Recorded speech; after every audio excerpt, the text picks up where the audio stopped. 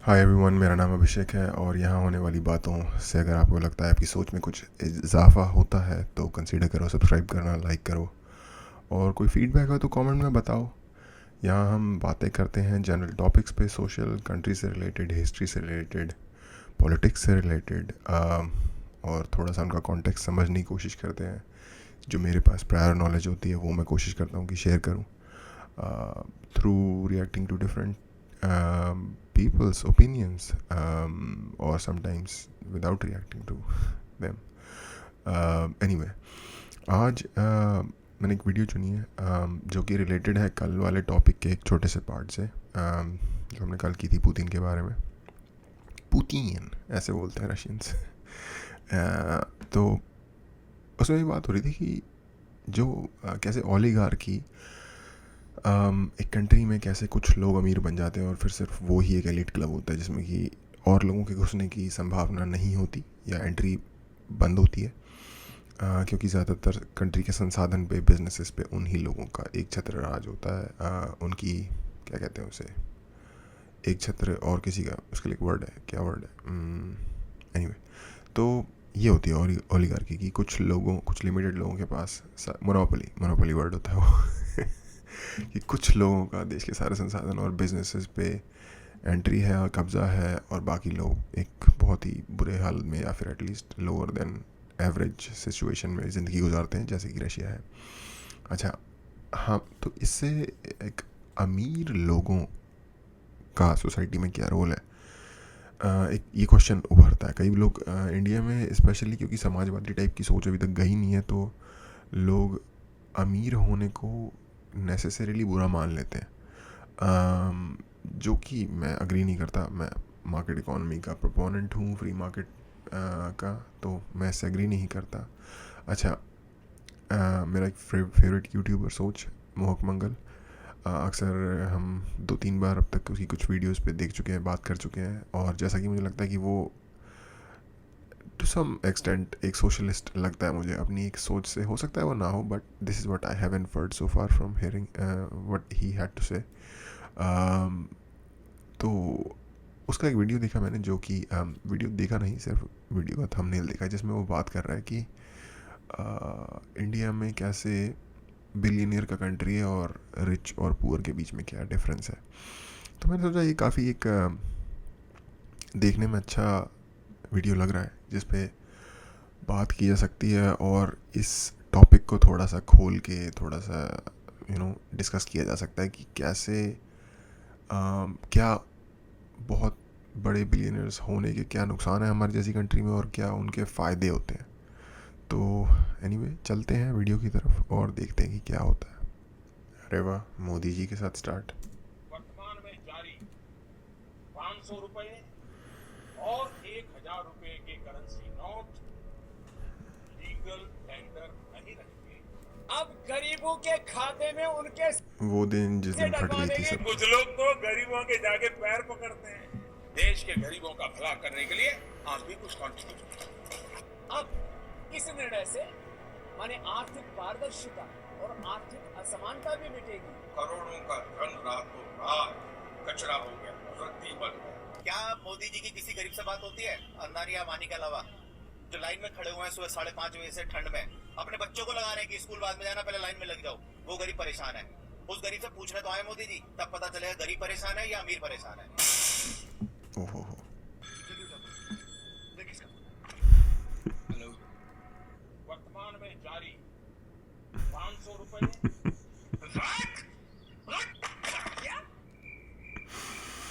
सही सही। नमस्कार दोस्तों, मेरा नाम है मोहक और मेरा नाम है अच्छा, ये आई थिंक वो दौर होगा जब ये लोग मज़े ज़्यादा लेते थे और सीरियस थोड़ा कम थे। लगता है थोड़ी पुराने टाइम की वीडियो है। शिखर और आज हम बात करेंगे। आमतौर पे लोग कहते हैं कि हमें घर में रहना कुछ कम पसंद है, लेकिन यदि मैं आपको ऐसा बताऊं कि घर में 3 से ज्यादा स्विमिंग पूल है, झूलते हुए बगीचे हैं, 150 से ज्यादा झूलते हुए बगीचे, गाड़ी की पार्किंग की हैंगिंग व्यवस्था गाड़ी, है, तो नहीं कहना चाहता ये हिंदी में। 2017 में इंडिया के टॉप 1% सबसे रिच लोग के पास इंडिया की 73% वेल्थ थी और एक साल में इन 1% लोगों की वेल्थ 20 लाख करोड़ से बढ़ गई थी। जो ऑलमोस्ट इंडिया के पूरे साल के बजट जितना था। और ये इनइक्वालिटी हर साल और बुरी हो रही है, क्योंकि 2016 में टॉप 1% सबसे रिच लोग के पास इंडिया की 58% वेल्थ थी और 16 लोग की इनकम 600 करोड़ लोगों की इनकम से बराबर थी। वर्ल्ड बैंक 600 के हिसाब करोड़ से इंडिया में 25 करोड़ यार इंडिया में आई थिंक अब जाके कुछ 130-135 करोड़ है, तो 600 करोड़ लोगों की इनकम से ज़्यादा कैसे हो गई? लोग पॉवर्टी लाइन के नीचे हैं। मतलब वो हर दिन $2 से कम या करीब 120 रुपए में गुजारा करते हैं, जबकि इंडिया में अब 2 लाख से ज्यादा मिलियनेयर और करीब 100 बिलियनर हैं। और इस इनइक्वालिटी को मुंबई जैसे कोई बेहतर नहीं दर्शाता। साला इधर तो फुटपाथ भी हाउसफुल है।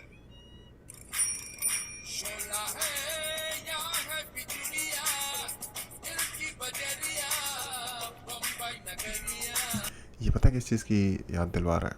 साउथ अफ्रीका में जोहानिसबर्ग वगैरह में ना क्लियरली, अब तो खैर अपार्थाइड वहाँ से हट गया है, लेकिन क्लियरली आज भी आपको लोग इलाके दिखेंगे जहाँ पे ब्लैक्स का एरिया, जहाँ पे ब्लैक्स रहते थे हिस्टोरिकली, और वाइट्स का एरिया एग्जैक्टली ऐसे ही सिंगल हाउस प्रॉपर्टी टाइप की। वहाँ पे लेफ़्ट साइड में बहुत सारे बड़े बड़े घर, ग्रीन एरिया सब कुछ दिखता है, और राइट साइड में जैसे ये दिखा है छोटे छोटे शैक्स बने हुए हैं और एक साथ बिल्कुल कंडेंस तरीके से। एग्जैक्टली यही नज़ारा वहाँ के स्काई से भी अगर आप देखोगे बर्ड आई व्यू से तो ऐसा ही दिखेगा।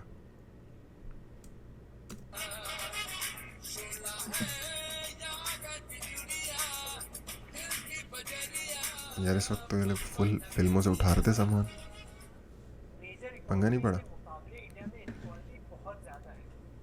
कई इकोनॉमिस्ट ने ये आर्ग्यू किया है कि इंडिया की इनइक्वालिटी पीछे चलो। अच्छा, Europe, China, Russia, United kingdom, सब सहारन अफ्रीका इक्वली हो गया इंडिया से, ब्राज़ील, ओके। पर यार अबे इस कंपैरिजन में ये पंगा भी तो है ना कि आप अपने से Europe, China, Russia, US, Canada, इनसे आप कंपेयर कर रहे हो। हाँ, सब सहारन अफ्रीका से कंपेयर करो तो वो मैं मानता हूँ, और जो कि इक्वली है उनसे बेहतर हमें होना चाहिए था। जनरली हम ऐसा नहीं है कि हम हर मेट्रिक पे उनसे बेटर हैं, लेकिन इस पे होते तो अच्छा रहता। और इसके अलावा जितनी भी कंट्रीज़ हैं यार वो सब डेवलप कंट्रीज़ हैं। एक ब्राज़ील है जो इंडिया जैसी कंट्री है, और उसमें हम बिल्कुल इक्वल हैं।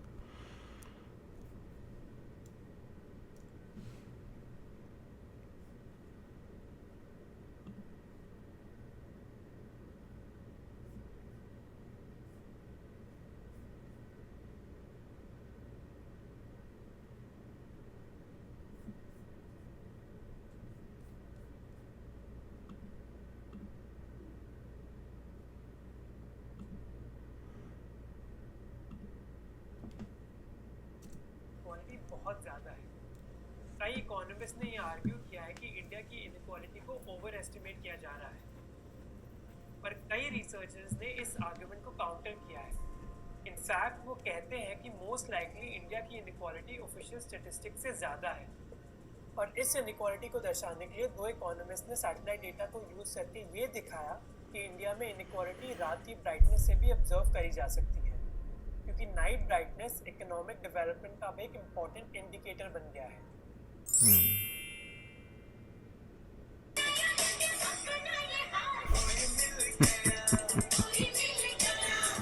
गन पीछे आता है और चल कभी वो उसने आते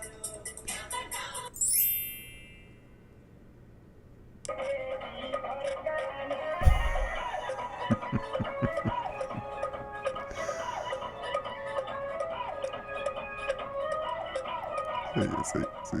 रहस्यमयी वीडियो तेजी से वायरल हो रहा है। वीडियो में दावा किया भाई तुम पहले ये काम कर रहे थे, अच्छा मीम्स बना रहे थे। जा रहा है कि इसमें दिख रहे लोग एलियन हैं। क्या है इस वीडियो की सच्चाई? आइए करते हैं इसका वायरल टेस्ट।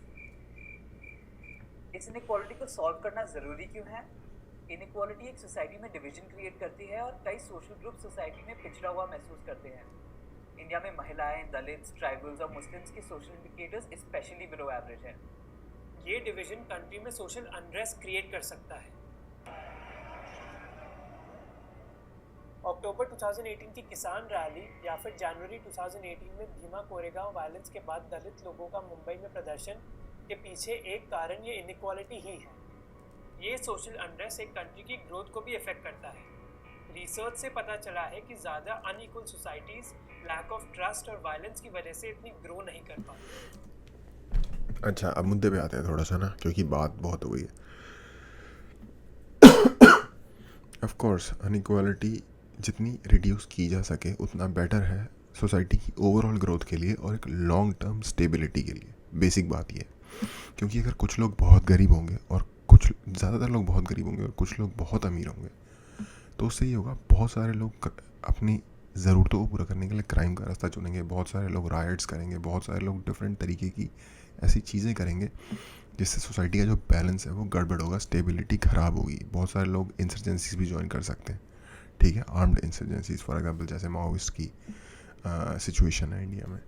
बट इसके साथ प्रॉब्लम ये है कि यार हमें इस देश को आज़ाद किए हुए हैं अभी 70 साल, ठीक है, जिसमें से कि शुरू के 40-50 साल तो हमने, देखो क्या होता है जब इंडिया जैसी कंट्री आज़ाद होती है तो आपको नहीं पता होता कि आपके लिए बेस्ट तरीका क्या है।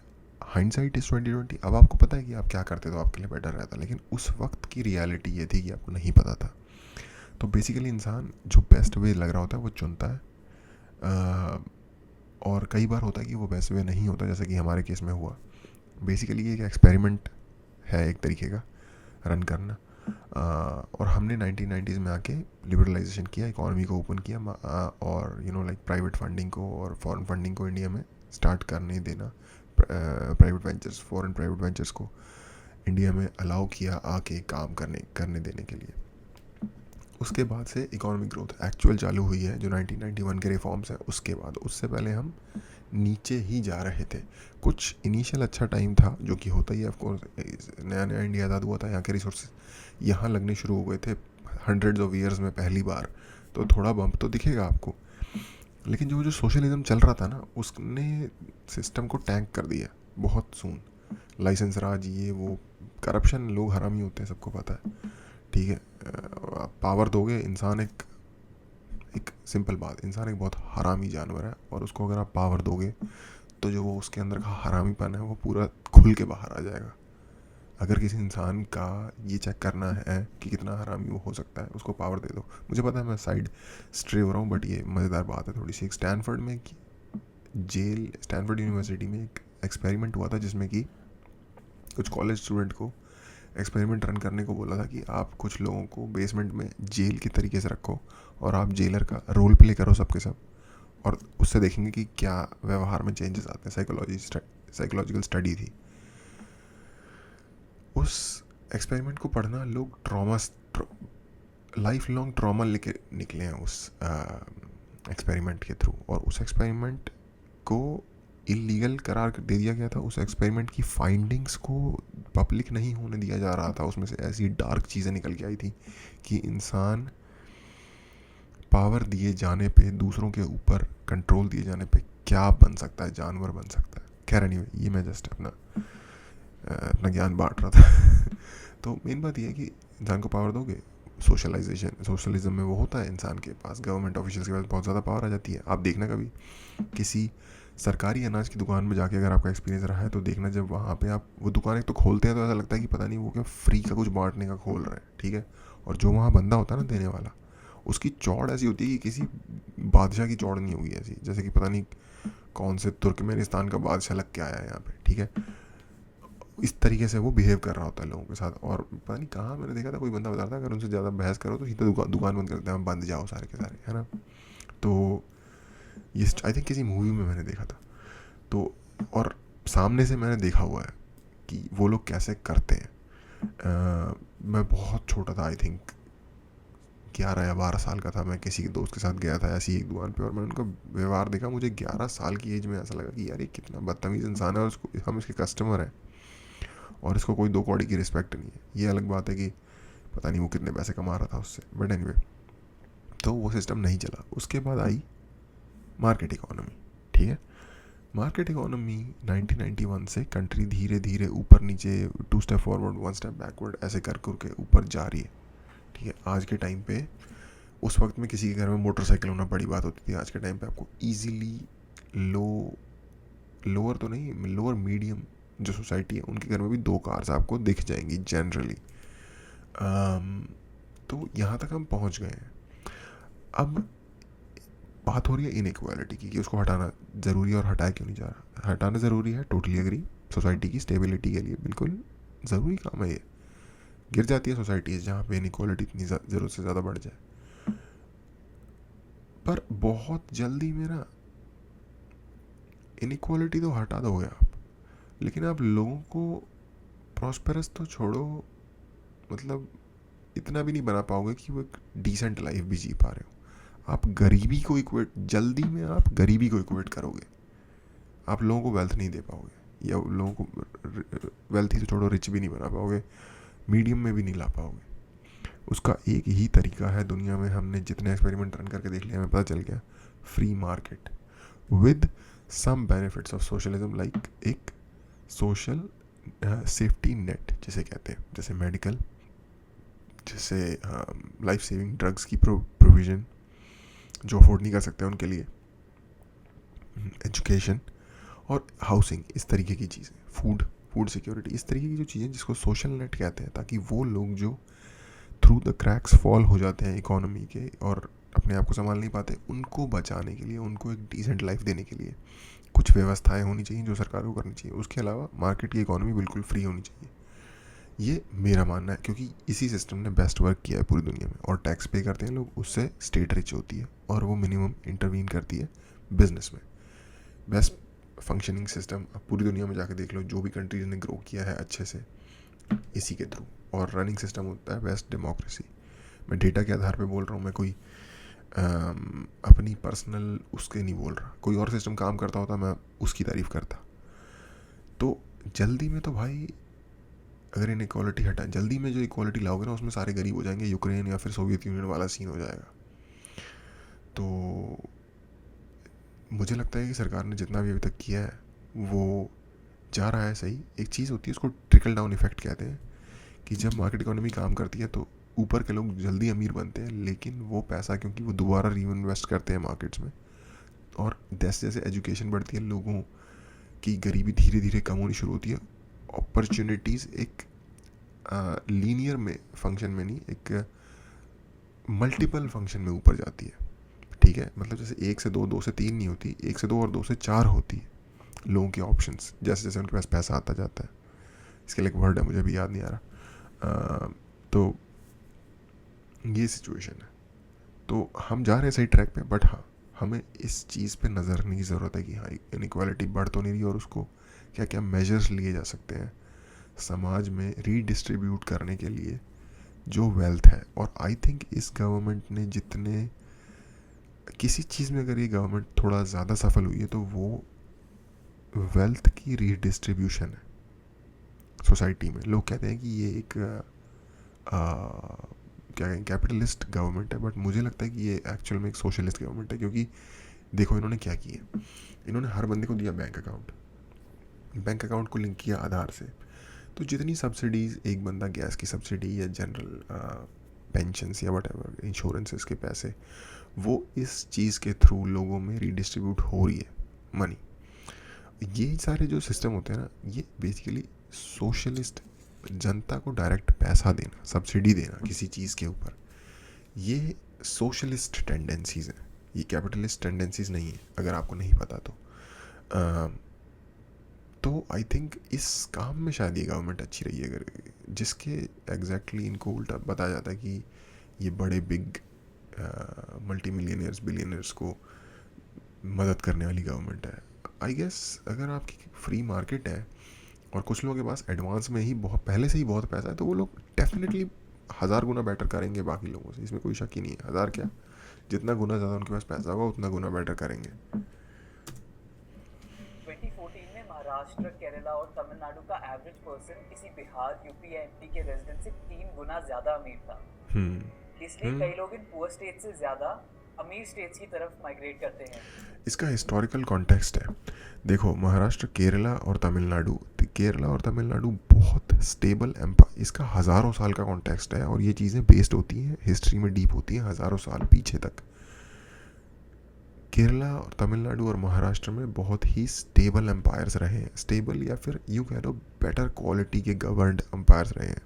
प्लस ये स्टेट्स समुंदर को लगते हैं, महाराष्ट्र के एरिया से हज़ारों साल से ट्रेड हो रहा है through sea routes. Same story with Kerala and Tamil Nadu. Chola umpires वहाँ थाउजेंड्स ऑफ ईयर्स के दौरान उन्होंने उनको स्टेबलाइज़ किया है. थाउजेंड्स ऑफ ईयर्स का ट्रेड हुआ है. वहाँ क्या क्लाइमेट ऐसा है कि वहाँ प्रॉपर फसल होती है, हर चीज़ की डिफरेंट मसाले उगते हैं, कैश क्रॉप्स होती है. अब क्योंकि हज़ारों सालों से ट्रेड हो रही है, लोगों का ट्रेडिंग माइंडसेट है, वो चीज़ें उगाते हैं जिनको कैश क्रॉप्स की तरीके से सेल किया जा सके. नॉर्दर्न इंडियन प्लेन्स की तरह वो गेहूँ और चावल नहीं उगाते. तो पूरे कॉन्टेक्स्ट में चीज़ों को देखना पड़ेगा कि क्यों है ये डिफरेंस. लेकिन ये माइग्रेशन सोशल टेंशन क्रिएट कर सकते हैं. जैसे मुंबई में एमएनएस वर्कर्स ने कई बार बिहार से आए माइग्रेंट्स को अटैक किया है, पर मोर रिसेंटली गुजरात में एक बच्ची के रेप कांड के बाद कई लोकल्स ने यूपी, बिहार और एमपी के वर्कर्स को अपना निशाना बना दिया. गुस्सा, आगजनी और पिटाई की तस्वीरें गुजरात से आई, जहां पर उत्तर भारतीयों पर कहर बरपाया जा रहा है. उनके घरों को आग के हवाले किया गया, जमकर पिटाई की. इस कोहराम का अंजाम ये हुआ कि अब गुजरात के 7 जिलों में रह रहे उत्तर भारतीय पलायन कर रहे हैं. यूपी और बिहार अपने घरों को लौट रहे हैं. और इनइक्वालिटी के अगेंस्ट एक्शन ना लिया जाए तो इनइक्वालिटी और बढ़ सकती है. पुअर पब्लिक सर्विसेज जैसे एजुकेशन और हेल्थ केयर का मतलब है कि गरीब लोग गरीब ही रहते हैं, और अमीर लोग जो प्राइवेट हेल्थ और एजुकेशन यूज कर सकते हैं, उनकी वेल्थ लगातार बढ़ती रहती है. हाँ, पैसे का ये सीन है. देखो, पैसा एक ख़ास तरीके से मूव करता है. पैसे की चाल को पहचानो अगर इस चीज़ को समझना है तो. पैसे की जो चाल है वो ऐसी है कि जहाँ वो ज़्यादा होगा ना, वो वहीं और ज़्यादा कॉन्सेंट्रेट होता चला जाएगा. मार्केट्स काम ही इस तरीके से करती हैं अनटिल अनलेस फोर्सफुल इंटरवेंशन. अब फॉर एग्जांपल जब बोल्शेविक रेवोल्यूशन हुआ रशिया में 1919 में आई थिंक, तो 1919 में, तो जो वहाँ के थोड़े से डिसेंटली लाइक वेल सेटल्ड लोग थे, जिनके पास थोड़ी बहुत ज़मीन थी, खेती वगैरह थी, इनकम के सोर्सेज थे, उनको आई थिंक बैरन कहते हैं वहाँ पे. बैरन रशियन वर्ड उनकी उसके लिए बैरन्स हैं. जो बैरन्स थे, उनको वेल्थी किसान, उनको स्टेट ने उनको पर्च करना शुरू कर दिया. जो भी बंदा वेल्थी था, पकड़ के गोली मारी, बंदे का काम सेट किया. और पूरी की पूरी ज़मीन को, जितनी भी खेती ज़मीन आई, उसको स्टेट की प्रॉपर्टी में कन्वर्ट कर दिया, स्टेट फार्म्स में बना दिया. इससे ये हुआ कि अमीर लोग तो नहीं बचे, पर एक बहुत बड़ा अकाल आया जिसमें मिलियंस ऑफ लोग भूखमरी से मर गए. और ये यूक्रेन की बात है, और यूक्रेन को कहा जाता है ब्रेड बास्केट यूरोप की. वो पूरे यूरोप को गेहूं सप्लाई करता था. तो उस लैंड के साथ इतना बड़ा वो हो गया. बट इसी तरीके के इंटरवेंशन से जो ऑलरेडी अमीर लोग हैं वो गरीब हो सकते हैं. अदरवाइज़ वो गरीब नहीं, या फिर नाज़ी जर्मनी में जैसे जीव्स के साथ हुआ.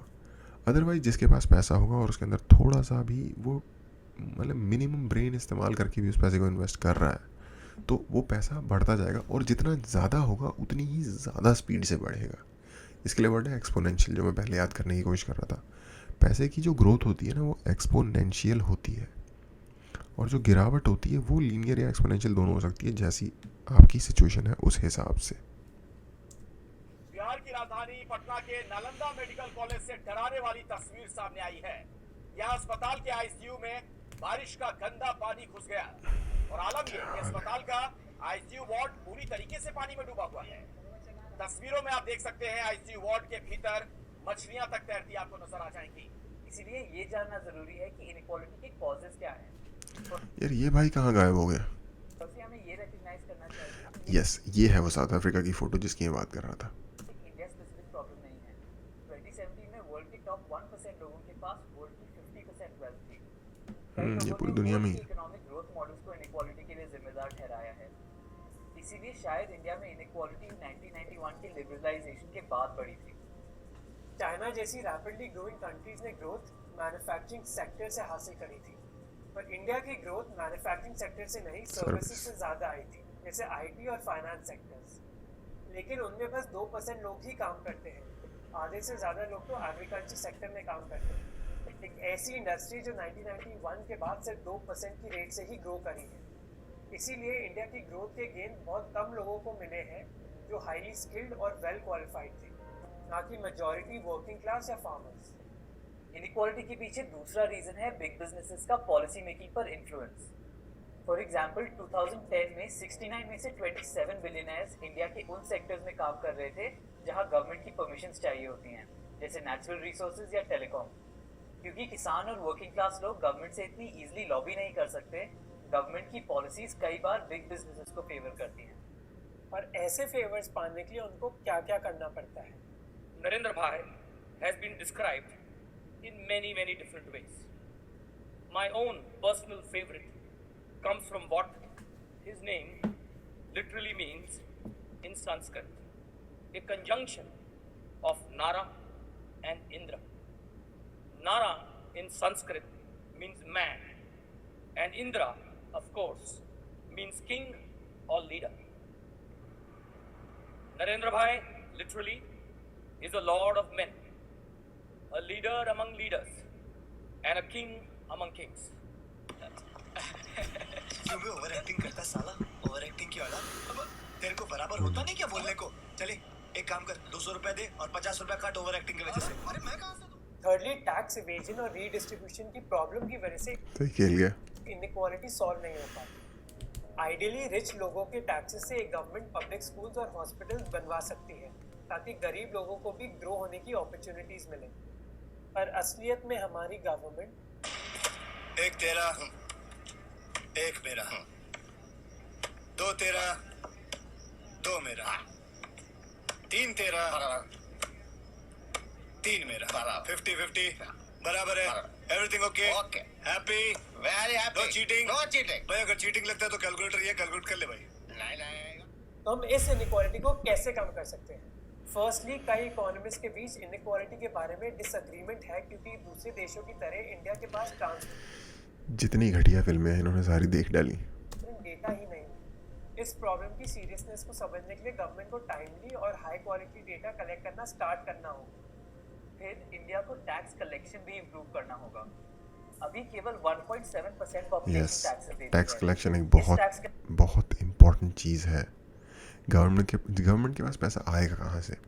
या तो चीज़ें सेल करके, अब जैसे राइट्स सेल करके, फॉर एग्जांपल स्पेक्ट्रम होता है, स्पेक्ट्रम के राइट्स सेल करती है गवर्नमेंट, या गवर्नमेंट कोल के, इन चीज़ों के एक्सप्लोरेशन के राइट्स सेल करती है। तो इन चीज़ों से गवर्नमेंट पैसे कमाती है। या फिर इससे भी बड़ा एक सोर्स होता है टैक्सेस का। प्रॉपर्टी टैक्सेस होते हैं, इनकम टैक्सेस होते हैं, डिफरेंट सेल्स टैक्स होता है, डिफरेंट तरीके के टैक्स होते हैं। बट डिपेंडिंग ऑन कि जनता कितना पे कर रही है, उस हिसाब से गवर्नमेंट के पास पैसा जाएगा। उस हिसाब से ही फिर पब्लिक सर्विसेज पे गवर्नमेंट पैसा खर्च कर पाएगी। अच्छी पब्लिक सर्विसेज के लिए प्रॉपर टैक्स भी गवर्नमेंट को मिलना चाहिए, ये भी एक चीज़ है। कलेक्शन की इशू की वजह से 2014 और 15 में इंडियन गवर्नमेंट को करीब 6 लाख करोड़ का नुकसान हुआ था। गरीब लोगों का पॉवर्टी साइकिल ब्रेक करने के लिए गवर्नमेंट को हेल्थ और एजुकेशन पर ध्यान भी देना होगा। 2017 इकोनॉमिक सर्वे के हिसाब से इंडिया बस जीडीपी का 1% हेल्थ पर स्पेंड करती है, जबकि वर्ल्ड की एवरेज 6% है। और एजुकेशन पर इंडिया लेस देन 3% स्पेंड करती है, जबकि हमारी गवर्नमेंट का खुद का टारगेट ही 6% है। इंडिया को मार्जिनलाइज्ड ग्रुप्स पे भी ध्यान देते रहना चाहिए। MIT और वर्ल्ड बैंक की एक स्टडी ने हजारों डिस्ट्रिक्ट्स और शहरों में रिसर्च करके दिखाया कि SC/STs की पोजीशन रिजर्वेशन से बहुत इम्प्रूव हुई है, और मोर इम्पोर्टेंटली ये कोई और सोशल ग्रुप के एक्सपेंस पर नहीं हुआ। और इसीलिए शायद अब कई सोशल ग्रुप्स रिजर्वेशंस की मांग कर रहे हैं, जैसे हरियाणा में जाट्स, गुजरात में पट्टीदार और महाराष्ट्र में मराठास। पर हमें ये भी रिकॉग्नाइज करना चाहिए कि रिजर्वेशन कुछ हद तक ही हेल्प कर सकती है। इंडिया की इनइक्वालिटी का answer broad based economic growth ही है। फाइनली मीडिया को तो यार आप लोगों ने खुद ही कॉन्ट्राडिक्टिंग बात कर दी ना। अब उस रिपोर्ट ने ये तो बता दिया कि हाँ, रिजर्वेशन से SC/ST के जो सेक्शन हैं उनको हेल्प हुई है, और ये दूसरे के एक्सपेंस पे नहीं हुई। पर इससे एक प्रेसिडेंट तो सेट हो गया ना, अब दूसरे भी मांग रहे हैं, इसका क्या करोगे? किसी भी तरीके की इनइक्वालिटी जब आप ये बेसिकली रिजर्वेशन भी इनइक्वालिटी क्रिएट करना हो गया ना, तो इनइक्वालिटी जब ये अलग बात है कि एक एफर्मेटिव एक्शन है जो कि किसी और ग्रुप को जो ऑलरेडी पीछे है उसको बराबर लाने के लिए, इक्विटी की सिचुएशन क्रिएट करने के लिए किया जा रहा है बेसिकली। पर अगेन एक कृत्रिम या एक फेक क्रिएट किया गया इनइक्वालिटी है, ठीक है, ऑर्गेनाइज्ड इनइक्वालिटी है। पर उस इनइक्वालिटी के जो प्रॉब्लमेटिक असर होते हैं वो चाहे क्रिएटेड इनइक्वालिटी हो, उससे भी तो वो नेगेटिव असर निकलेंगे ना। तो वही हो रहा है। जैसे गुजरात में पटेल मांग रहे हैं। अब Patel I think one of the best doing communities है हमारी कंट्री में, और वो लोग रिजर्वेशन मांग रहे हैं। Jat for example, Jat they have like they are like one of the best, they are doing the best if you go community wise. तो पर फिर भी वो भी रिजर्वेशन मांग रहे हैं और मांगेंगे। उनको लगेगा कि गलत हो रहा है मेरे साथ, हमारे साथ एज ए कम्युनिटी। ये बात है, डिवाइड होते हैं इक्वालिटी लोग। को एक इम्पोर्टेंट इशू बनाना चाहिए। तो क्या सोमनाथ की राह पर अयोध्या में भी बनेगा मंदिर? इस वक्त का सबसे बड़ा धीरे मुद्दा बोलिए है करो राहुल यार। गांधी की मुस्लिम स्कॉलर से मुलाकात। असली हिंदू वर्सेस ढोंगी। मुसलमानों का क्या अल्पसंख्यक दर्जा वापस होना चाहिए? चुनाव में राम वर्सेस हेड की पूरी कहानी देखी। क्या तेलंगाना की लड़ाई सिर्फ मुस्लिम वोटों के लिए? इसी बीच एक बड़ी खबर आ रही है। ये वाकई बड़ी खबर है क्योंकि राहुल गांधी ने अपने गोत्र का खुलासा किया है। समस्या ये है कि अमीर और अमीर होते जा रहे हैं और गरीब और ज्यादा गरीब होते जा रहे हैं।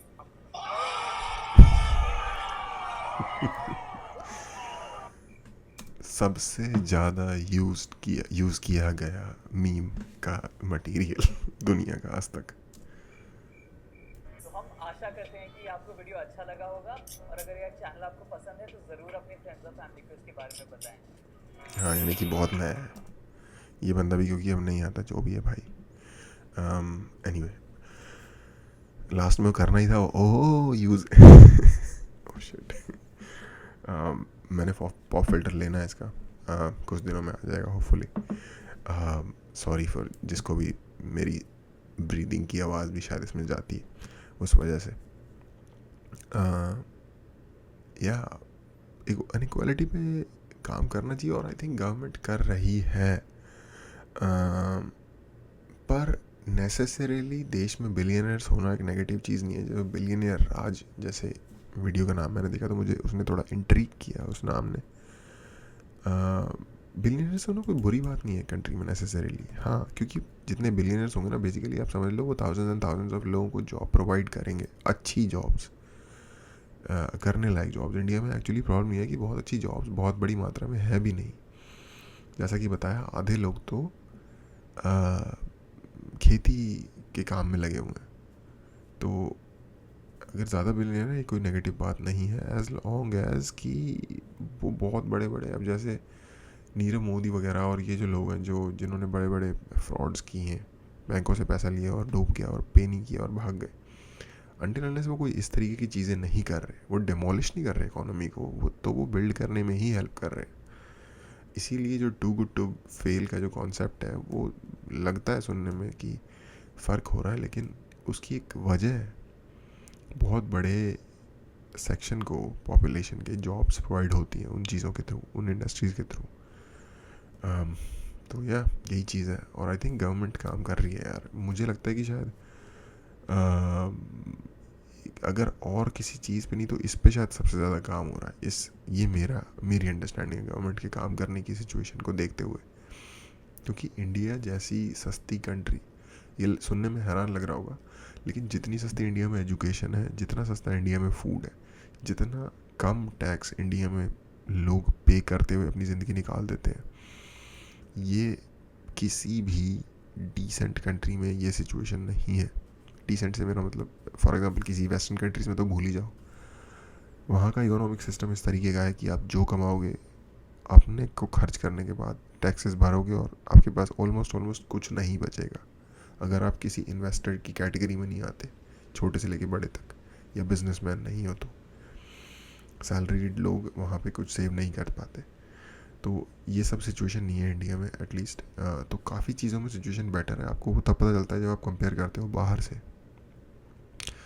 और आई होप कि जब से लिबरलाइजेशन शुरू हुआ है, इकॉनमी को रिफॉर्म किया जा रहा है, तो सिचुएशन बेटर से बेटर ही जा रही है. थोड़ा बहुत ग्लिचेस आते हैं, लेकिन वो हर जगह आते हैं. तो आई होप चीज़ें ठीक जा रही हैं, कोई ख़ास इतनी भी बड़ी प्रॉब्लम नहीं है. आज के लिए इतना ही. देखने के लिए थैंक यू.